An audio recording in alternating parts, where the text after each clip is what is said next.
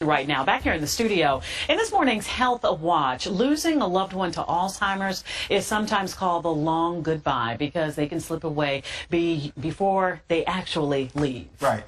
The longest day of the year is being next week. All right. And advocates for Alzheimer's research are urging us to take some time to participate in an activity or an event that can help raise awareness of Alzheimer's. Joining us now for more on this is Chris Broullire, Chapter President of Alzheimer's Association, National Capital Area. Good morning to you, sir. Wisdom. Good morning, Allison. Thank you for having me. We appreciate you coming in this morning.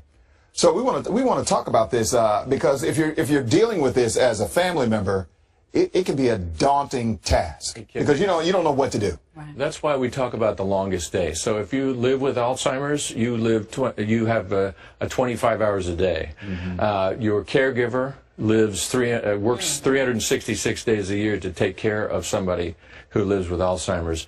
Our Alzheimer's Association is the biggest group in the world that works with Alzheimer's and dementia, both. Dementia is kind of an umbrella term for all of the dementias. Mm-hmm. Alzheimer's is one of the dementias.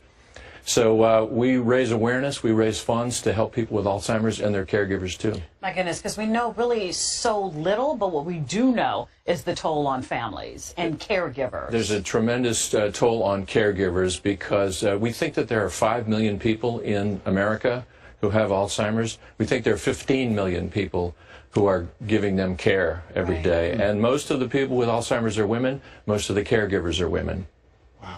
And that's the way it falls to people. But it's of the top 10 diseases that kill people, it's the only one that doesn't have a cure. Nobody's getting better from Alzheimer's, but there's a lot of hope in the future, in the near future, for research. Right.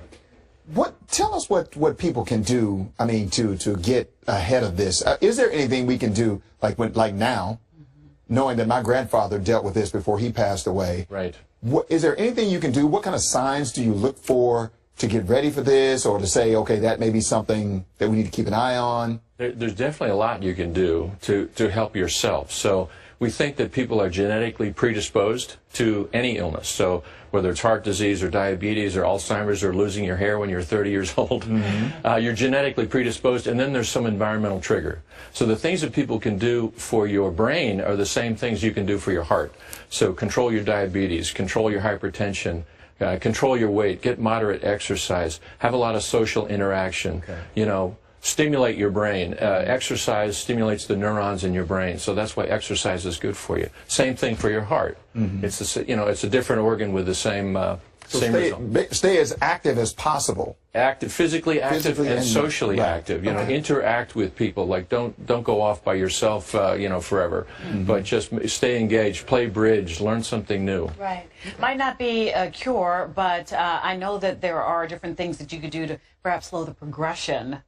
How hopeful are we that these drugs basically can help? There's a lot of hope. Actually, I've heard a scientist talk not too long ago about he thinks that within 5 years we will have what they call a disease-modifying therapy. So that's not a cure, but it will help.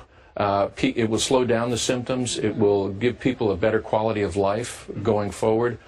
As I say, people are genetically predisposed. So the really fascinating research for me is the genetic research. Right. They think that people who have Alzheimer's might have 100 to 150 genes that are present in people with Alzheimer's. So they can test for that when someone is a child. Can they do that now? Yeah. Wow. So, but they're discovering what the genes are.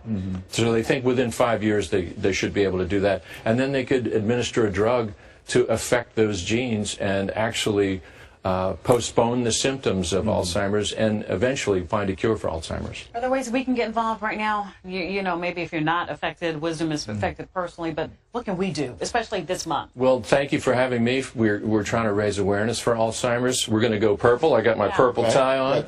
So Wisdom, I brought you a purple tie. Well, thank you. And Allison, I've ordered you a purple scarf. Thank you, sir. Thank you. I appreciate it. People can, so awareness, the alz.org is our website, and Know the 10 Signs, so people can discover what are the 10 signs that I need to think about if I think maybe somebody in my family has Alzheimer's.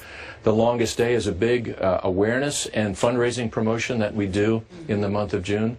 My wife and I just walked our very long day. We walked 20 miles around the city through the monuments of Washington, starting in Bethesda and ended up at Roslyn Metro. So to raise money and awareness. TJ Oshie is raising money for us and with us, doing his Longest Day promotion. So alz.org is the website, and people can find out about fundraising, the Longest Day, Alzheimer's Brain Awareness Month, research. It's all there.